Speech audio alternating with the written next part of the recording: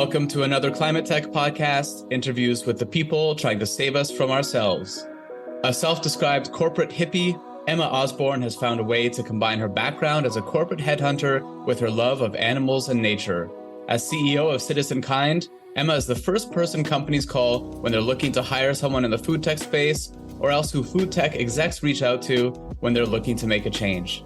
We talked about her McDonald's moment, what's happening in food tech employment, and some of the cool work she's coordinating to fight lobbyists' disinformation. I reached Emma in London. I'm Ryan Grant Little. Thanks for being here. Emma, welcome to the podcast. Thank you, Ryan. This is brilliant. Thanks so much. I think that a lot of people who work in the world of impact probably know you already, whether personally or maybe more likely online. You're the CEO of Citizen Kind, which you describe as a strategic consultancy for impact businesses to help them win the future. What does that mean concretely? What does it mean to win the future? Win the future. Well, I mean, I feel like we're really in a period of change, great change at the moment. And I think historically, we will probably look back over this 30-year period probably that we're in right now and see it as a revolution beginning of sorts, where I'm really hopeful that a lot of what currently exists in terms of injustice will actually, the balance will shift. And so I came to realize that this was something I wanted to be involved in the setting up of Citizen Kind. And that really was to help companies create a positive impact on the world. So it's definitely a very naive perspective to think that companies could have a positive impact. But I quite like that idea. And I quite like being naive and thinking that you can make money and do good at the same time. And they don't need to be mutually exclusive. You don't need to rely on charities to do all the good work in the world. We actually can use all of our passion and inspiration and motivation to make money as well as helping get things better. So, a lot of that money can fuel more impact, right? I've run both nonprofits and for-profits, and they both have their pros and cons. But with a for-profit, I mean, the more money that's coming in, the more profitable it is, the more you can scale impact if that's what you choose to do with it, right? Exactly. We can't leave the money just all in the hands of others and let them do what they want with it. That's not working out so well. And a lot of the consultancy work that you do is about placing people in roles and at companies. Can you talk about maybe specifically some of the types of services and the consultancy work that you do? Yeah, sure. So it started off really being a business where we were identifying businesses who needed visionary and value-aligned members of staff to join them, which could bring that secret sauce really into the organization. Because I see it as an untapped resource that lots of startups could benefit from having, but perhaps don't even know that it's available. In my work as a recruiter, I had often interviewed people who told me that their motivation was to do some good. And so knowing that that was in existence, I wanted to help those people then find those opportunities and, of course, help those businesses find those people. So it was a way for me to use my skills and experience and put it to good use, helping others. So having started off like that, it then became quickly obvious that not only did the businesses I was working with need help finding talent, but also actually in their commercial strategy, as well as I've ended up doing all sorts of things like training sales teams and internal investigations and also doing a lot of event creation and curation. So it's been quite a wild ride. So we've ended up becoming more of a fixer type agency, but because we're small, it means that we can be agile. So it's been fun. And how do you choose the types of organizations you work with? So they need to be an impact organization. Do you have like a set of criteria, or is it something that you kind of just feel and you can tell by interacting with the people and looking at their mission? Yeah, well, with 20 years experience, I've got pretty good at now identifying who's legit and who's not, or I would like to think so.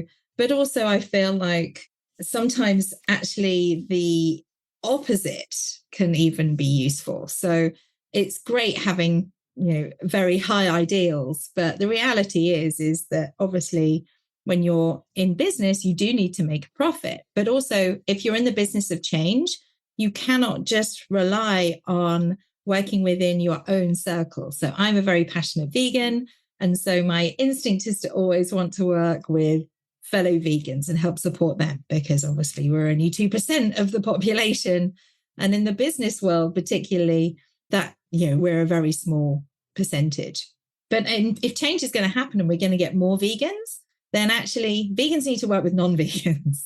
So, my 5-year journey to this point of Citizen Kind has really been kind of coming to that realization and realizing that actually bringing people to vegan values is the thing that needs to happen. But that only can happen if you're working outside and working with people that perhaps even are perceived to be the enemy or the competition.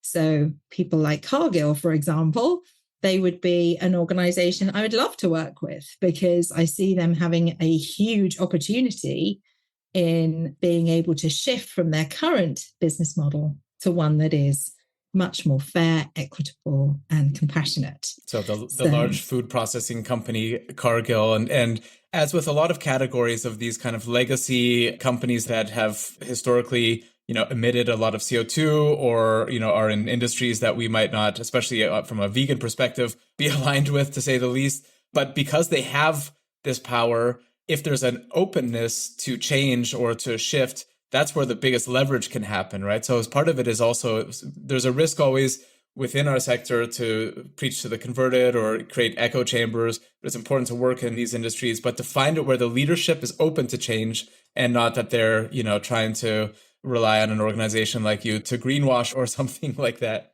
Well, that's just it. There's a huge danger of that. And so I guess the trick is to work out where you can have influence and where actually your time is going to be best spent, because that's the other thing. A lot of these really big companies can easily actually tie up businesses in, doing sort of a fool's work to stop them from doing anything impactful, in order for them to enable them to their unsustainable business models to continue for just a little bit longer so they can make more money. It's like catch and kill, but instead of stories, it's with companies. Exactly. Yeah. So, I mean, it all sounds, it does sound very sort of, what's the word? Corrupt, I guess, or maybe maleficent. But I actually believe in the good, that everybody has a good intent and everyone believes that what they're doing is right and doing their best. So it's about, I think, educating people that there's another way and bringing people along that journey of why. Well, famously, this is why the electric car took so long to come to the market, right? And there's a great documentary called Who Killed the Electric Car about this. And it was basically a catch and kill of technology and of companies early on. So yeah, I think it does happen, and it does make sense for these vested interests sometimes to do this. But as you say, it's about using your experience to find the opportunities where there's companies are looking to change and sincere about it and diving in there. So you've been active in this kind of, especially recruiting work, for 20 years. You've launched Citizen Kind 5 years ago. Before that, and if I remember correctly, your kind of inciting moment for starting Citizen Kind is what you call your McDonald's moment, which I'm guessing is not an I'm loving it type moment. No, can you talk a little bit about that? What happened and how that inspired you to change? Yeah, well, it was related to their advertising, actually, because I was working in a recruitment business that I'd launched in Asia. And I'd been there for 6 years and it had been very successful. And it was a strange dichotomy, because the more successful the business became, the more disenfranchised I was and the more disillusioned I became. And it was really because we were helping these companies and these businesses just make more money, but they were chewing up all this brilliant talent that I was supplying them with and then spitting them out. They really didn't care about the people. They really didn't care about the environment. And also I feel like it just felt very transactional. And as I started to really take stock of my role, it was when we were asked to find an account director for the McDonald's account, a creative ad agency, that I thought, is this going to be what I do with my life? That I help McDonald's, sell more burgers, more whatever. Like You don't want this, that on your I tombstone? can't be a cog in that wheel. So, and I'd already been vegetarian since being a kid. So I don't go to McDonald's, haven't been to McDonald's for years and years, but it was more that, and I'd actually turned vegan the year before, but it was more just realizing that what I have as a resource is I have my time and I have my money. And if I'm spending my time at work, my work needs to be giving me something back beyond money. So that was really the spark that turned into a gigantic fire. So yes, I then took a year and went around the world and had the absolute best year ever in 2017. It turned into a food research tour, actually, now looking back. But at the time, it was just completely self-indulgent.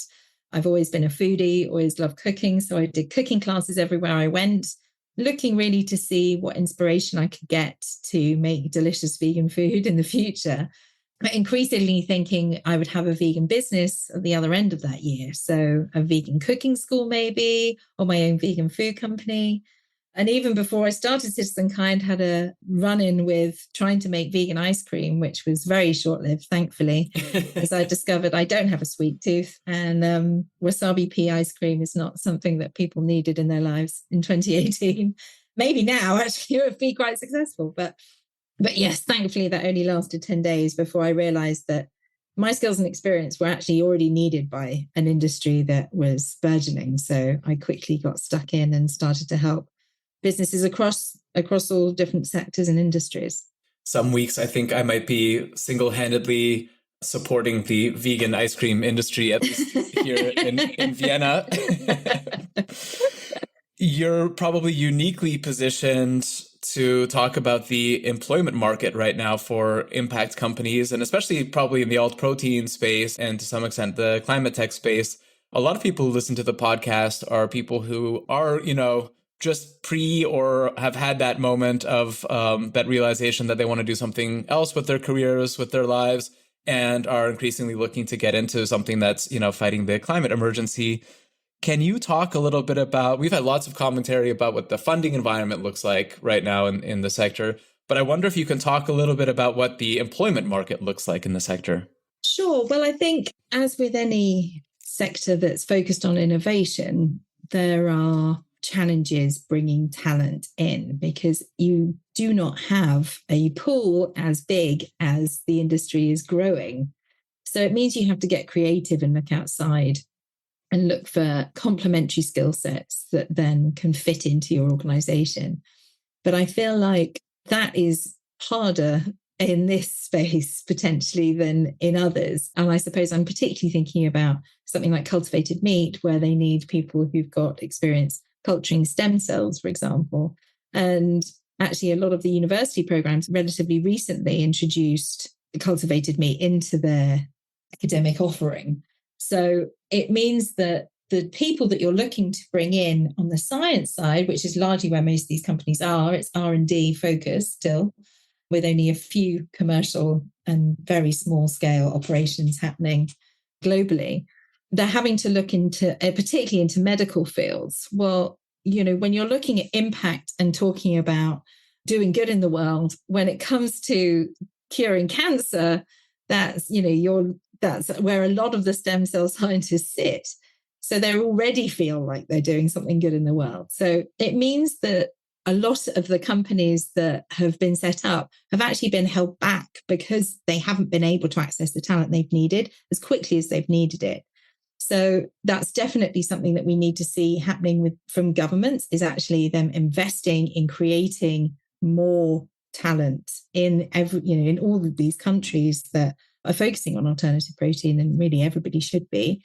And then at the same time, obviously, you've got this change within plant-based food, as the meat industry have really got plant-based in its sights with a lot of their narratives. And as that's taken a turn, what that has done to employment is it's meant that there are quite a lot of people now finding themselves out of a job as companies are being consolidated or companies are closing because they now can't get investment which is a real shame when you look at how much time and how much effort has gone into building this plant-based category, which is so important.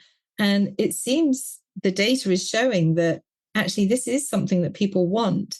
So the timing of it all just seems really unfair, but there's some actual really great talent out there now who have plant-based experience. So for those companies who want to get their hands on them, you're in luck. I'll put your contact info at the end. I wonder also, so beyond the employment side of things, you're also working on some, or interested in some campaigns. You've pointed out, you've been a major voice about fighting the disinformation that's out there in the sector as well. I wonder if you want to talk about some of the work that you're doing kind of in this vein and how it's resonating, who it's resonating with, what's basically happening broadly speaking. Yeah, well, for a start, I think what a lot of people don't realize is how organized the meat and dairy industries are at their communications. So there's a very famous viral campaign called Got Milk, #GotMilk, where you've probably seen celebrities with milk moustaches. And the reason that that exists is because the dairy board decided that they were going to use the money garnered from a checkoff program, which was a government mandated program where all dairy companies had to put money into a pot essentially for every gallon of milk they sold. And in order to help get rid of a milk surplus back in the 50s. So this has been going on for decades. But the Got Milk campaign came out of this.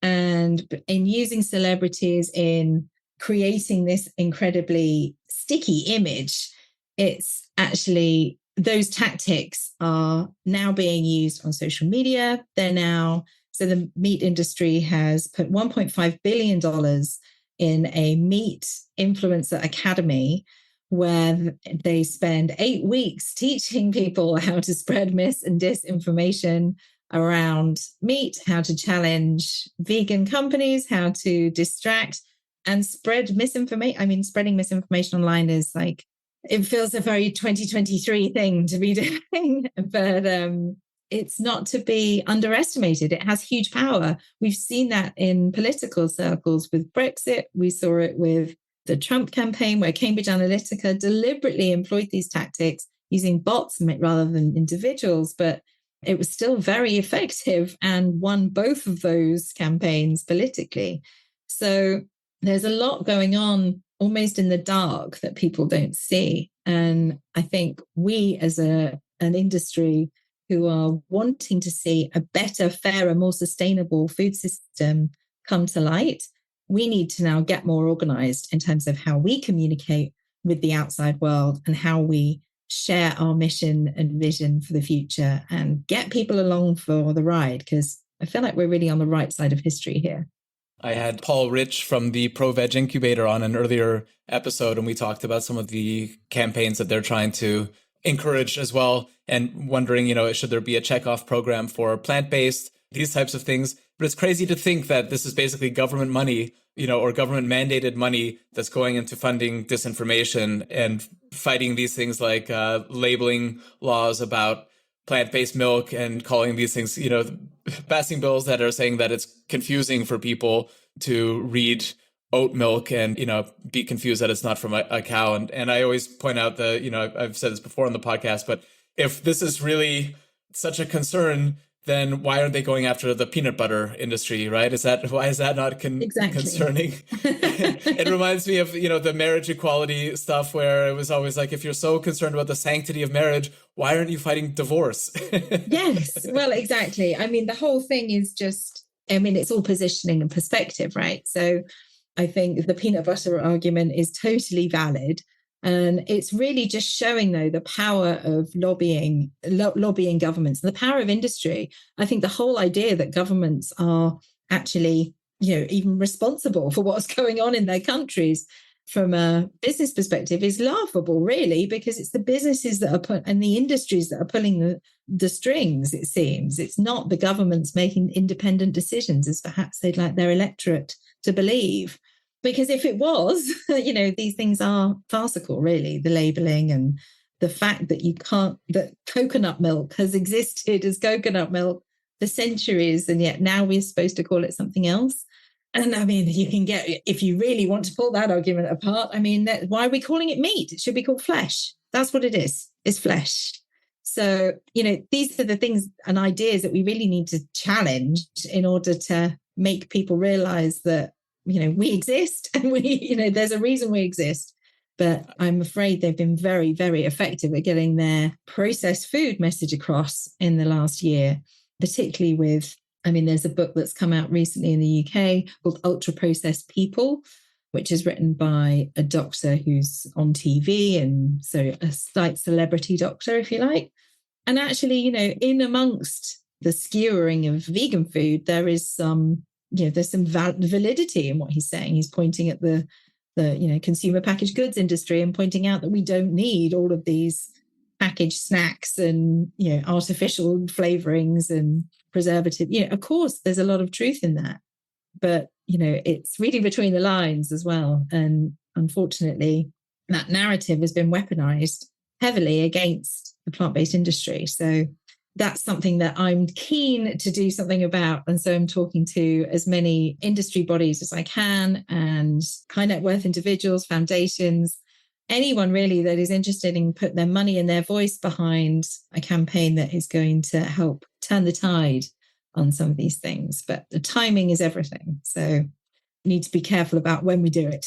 It does feel like crucial timing right now, as you mentioned, also from the employment side of things, and lots of plant-based companies struggling. But just as countries like South Korea announce like a, massive push towards plant-based and alternative proteins, and this, cultivated meat becoming legal in many countries and jurisdictions at the same time. So a lot of it feels like we just sort of have to hang on during this dip. This is very much like the post.com bubble moment for the internet. And yeah. I remember back then people talking about the internet being just a fad, and, that was fun, but that's over now, back to reality. And it's like, no, this is going to underpin everything we do going forward. And I think that same thing is happening with the food system right now. Absolutely. And I feel like that, if this is the valley of death, okay, fine. But, where we're heading is the upward curve into life. We're sort of helping people to get healthier. We're helping people to live more compassionately. We're helping people get in touch with nature, relate to animals, feel better about their place in the world, and give them the control perhaps that maybe people are feeling now they lack in their lives. And so as this impact space grows, whether you're working in food or working in investment or working in media or working in biotech, it's actually feeling like you're being part of something which is exciting and positive is kind of the antidote almost to modern life, I feel. So lots of reasons to be cheerful. And chipping away at the climate crisis while they're at it as well. Absolutely, yeah. The environmental benefits of a plant-based diet are absolutely extraordinary. And it's proven that it's healthier to choose plant-based alternatives over the flesh and excretion equivalents. I'm deciding I'm going to keep using those terms from now. Flesh and excretion. Yeah, I'm taking milk. Very unpopular pub. But yeah, I think it makes sense from a practical perspective. If the environment is something you want to play a part in caring about, then this is something really practical you can do every single day, 3 times a day. Is there anything that you're working on right now that people can plug into? You mentioned you're looking for high net worth individuals and foundations to help with things like the disinformation fight and checkoff program type ideas. What else are you working on that people might be able to help with? Well, actually, I'm excited because this month I'll be launching a campaign alongside Viva, where we are encouraging restaurants and cafes and hotels and anywhere that sells food, basically, to pledge to become 50% plant-based by end of 2025. So the campaign is 50 by 25. We're going to be launching that to those restaurants this month, and then asking the public to support by visiting the restaurants that have signed up for it come February next year. So that'll be, Veganuary will end, and then come February, right, now go out and support your 50 by 25. And then we'll be asking the public to do the same. So It's going to be a very targeted campaign, but something very practical that people can do for our planet. So we're looking to people who currently eat meat, but maybe really care about the environment. This is a way that you can do it slowly and in transition, because I feel like that seems to be the best way for people to get there. It's not necessarily an overnight journey. And most people I know do veganuary, but then the rest of the year, it's not quite so environmentally friendly. So this is a way to actually help bed in those changes in terms of lifestyle, but do it gradually. And so I feel like it's an easy pledge to make. 50% plant-based by end of 2025, but 2 whole years. That could be, you pick 3.5 days a week. It could be that you choose, I'm going to have all vegan breakfasts and I'm going to have every other day lunch is going to be vegan or dinner is going to be vegan. So there's loads of different ways you could do it. But essentially, it's about just getting people to really think about what they're eating. And of course, for restaurants, it's a way to help them then meet that demand that is going to be coming from consumers. So the two things go hand in hand. So really excited about that. And so to find out about that launch and then to follow along with it, I'm guessing the best place for people to find you is to join your already quite substantial LinkedIn following. I'll put this in the show notes as well, but do you want to just mention what your LinkedIn handle is? Yeah, sure. It's /Emma Osborne. This sounds really arrogant, but yes, by all means, please find me there and follow me there. But I'm not actually allowed to add any more people as connections because there's a limit of 30,000. So I would love to hear from you. So please send me an email. I know it's really old fashioned, but until LinkedIn changed their ridiculous policy, then I'm stuck. So they can follow you, but not be a connection with you. So follow me, send me an email if you'd like to chat. I'd love to hear from you. So it's emma@citizenkind.com. There's no secret about my email address. So yeah, please do get in touch and don't be put off by silly LinkedIn. I mean, Kim Kardashian would last 2 seconds on there. So I don't really understand it, but okay. Okay, well, that's great. Thanks a lot, Emma. Really appreciate it. And looking forward to finding more about the 50 by 25 campaign from your LinkedIn. Yes, brilliant. Thanks so much, Ryan. And thanks for this podcast. I really enjoy it. It's fantastic. That's great to hear. Thanks so much. Thanks for listening to another Climate Tech podcast. It would mean a lot if you would subscribe, rate, and share this podcast. Get in touch anytime with tips and guest recommendations at hello@climatetechpod.com. Find me, Ryan Grant Little, on LinkedIn. I'll be back with another episode next week. Bye for now.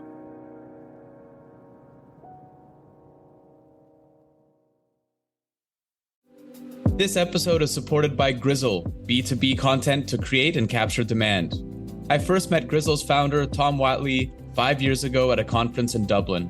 I was so impressed that I signed a deal with him to do all my software company's content that same evening at the pub. Remember that, Tom? Kinda. And they're still doing it 2 years after we sold the company because the new owners love Grizzle as much as I do.